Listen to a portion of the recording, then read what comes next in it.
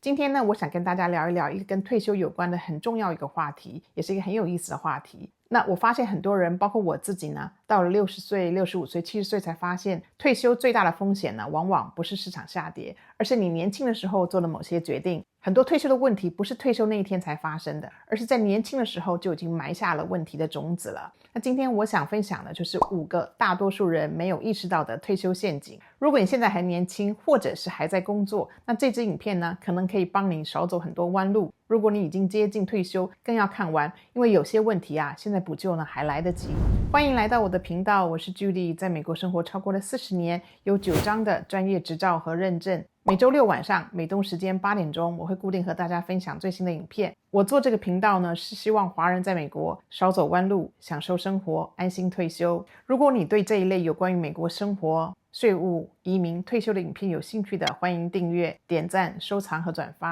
如果你正在做退休的规划，有很多重要的问题需要提前准备，例如说如何的避免退休金被强制提领，还有退休前必须要规划的几件事情，还有准备退休的时机关键点，何时提领 Social Security Benefit 等等呢，我整理了一本退休规划电子书，那里面呢把这些问题都做了系统的整理。电子书的连结呢就放在影片下面的资料栏里面，你可以下载。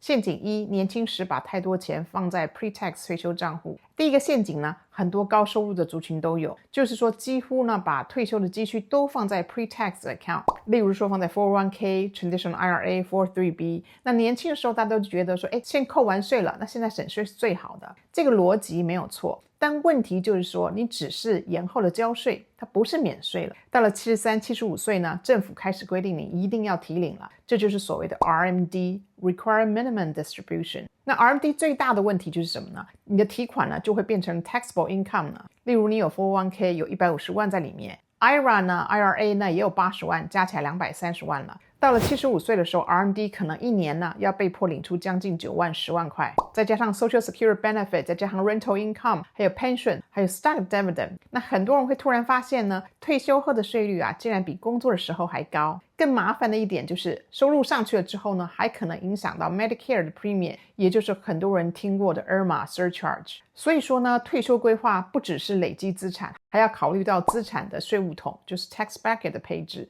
你最好有一个 taxable 的、tax deferred 和 tax free 的3个桶，资产呢不要全部压在同一个税务桶，因为退休以后可以根据不同税务的性质来提领钱。很多朋友呢在工作忙碌之余呢，也会投资一些股票，或者是说有些退休人士呢，他会继续的关注之前的投资。那现在呢是信息爆发的时代了，有太多的平台和信息，那哪里有这种整合性的信息可以参考呢？我最近开始用 investing.com 这个平台，我觉得它非常适合华人投资者。你可以在同一个地方看到即时的股票报价、市场新闻，还有分析的工具，随时随地呢都可以掌握市场的动态，帮你更聪明的做投资决定。这个平台最吸引人的地方呢，就是它可以翻译成全球各国主要的语言，而且呢也有世界各国的股票，那你可以了解不同的市场，投资不同公司的股票。如果你在规划退休，或者是想了解你的投资，或者是准备开始投资了，我推荐你去试试看 investing.com。 那我把链接呢放在影片下方的资料栏，点击就可以免费的注册了。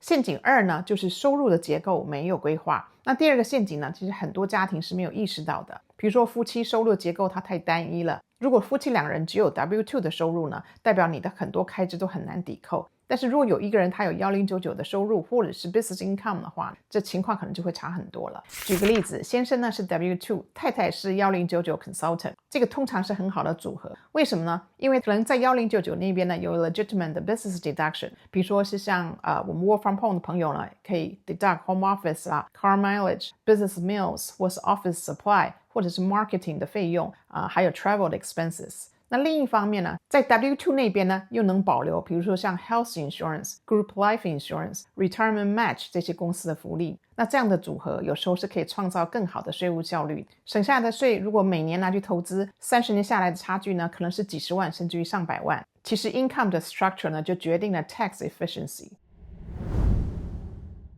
第3个陷阱是忽略了州税与居住地成本。第3个陷阱呢是一个 location 的问题，很多人他只看薪水，他不看说你住在哪里。我举个例子，比如说住在 New Jersey 到 New York 工作的人非常多，以为年薪25万应该算得不错，但是呢你扣掉了 federal tax、New York State tax New Jersey State Tax， 还有 commuting 的 cost、toll、parking、train pass， 最后真正留下来的未必很多。那有些人就搬到州税或者州税很低的地方，比如说 Texas 啦、Florida、Nevada， 那长期看起来呢，这个差距其实是会很大的。尤其高收入的族群，你省下的不只是州税，有可能是房产税、通勤的成本、生活的成本。住在哪里呢？本来就是一个财务的决定。其实现在很多个工作呢都可以 work from home， 那一个月呢，公司可能会要求到总公司去几天，这个公司也会付 travel 的费用。所以如果能找到这样的公司可能比在税高的州工作和生活呢是更好的选择。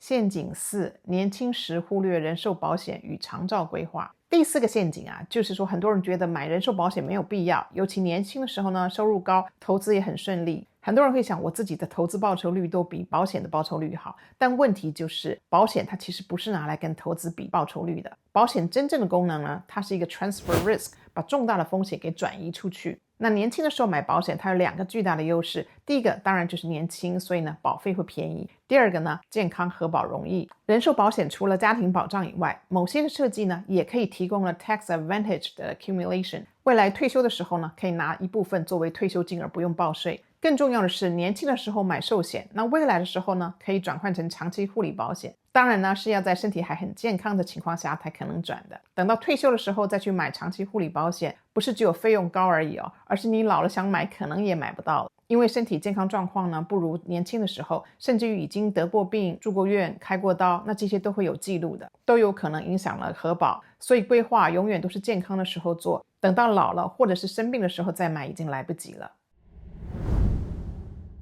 陷阱5，资产很多，现金很少。那第5个退休的陷阱呢，就是我认为在华人家庭里面特别的常见，就是说你看起来资产很多，但现实呢，你的这个现金流是很紧的。很多华人在退休的时候呢，他的资产可能有自住房100万，投资房150万，股票有100万， 401k IRA 呢有200万，全部加起来呢可能就有500-600万以上。但问题来了，这些资产不等于你可以轻松花的钱，因为很多资产呢，它是增值非常高的资产。例如说你30年前买的一只股票，当时买的时候呢，成本只有10万块钱，现在变成100万了。如果你卖掉，不是拿100万都可以花。首先你要面对就是 capital gain tax， 尤其是高收入的家庭，那除了联邦的 capital gain tax， 有些州呢可能还有州税。那以2026年来说呢，个人收入如果超过20万，夫妻合报如果超过了25万呢，另外还得缴一个 3.8% 的 net investment income tax。很多人退休之后发现我不是没有钱我是动不了。这个就是典型的 asset rich cash poor。更麻烦的是你同时还有 RMD required minimum distribution、 social security benefit、 rental income、 pension， 你的 taxable income 可能被推得更高。这个时候就会出现了第2层问题了，不只是缴税就是收入太高的时候， Medicare 的 Part B 和 D 呢，保费也会增加的。那这就是很多人说过的 IRMA surcharge， Income Related Monthly Adjustment Amount。 如果某一年你卖房子了，你卖股票了，你做了 Roth conversion 的，而且破领大量的 RMD， 也可能让你的 MAGI 就是 Modified Adjustment Gross Income 暴增。收入一旦跨过这个门槛，你 Medicare 的 premium 呢，可能就每个月会增加好几百块钱了。1年下来，夫妻2个人加起来也可以多付好几千块呢。问题就是很多人他不是因为真的变得有钱了，他是因为税表上的收入变高了，这2件事情不一定是相同的。所以说退休规划其实有一个很重要的观念，不是只有看 net worth， 要看3件事情。第一个就是你的资产的流动性够不够，需要用钱的时候能不能低成本的变现。第2个就是你的 cost basis 高不高，就是决定未来卖出时候的它的税有多重，也就是你当时的买价是多少。第3个呢，就是你的 income distribution 有没有规划，是否能控制了 taxable income。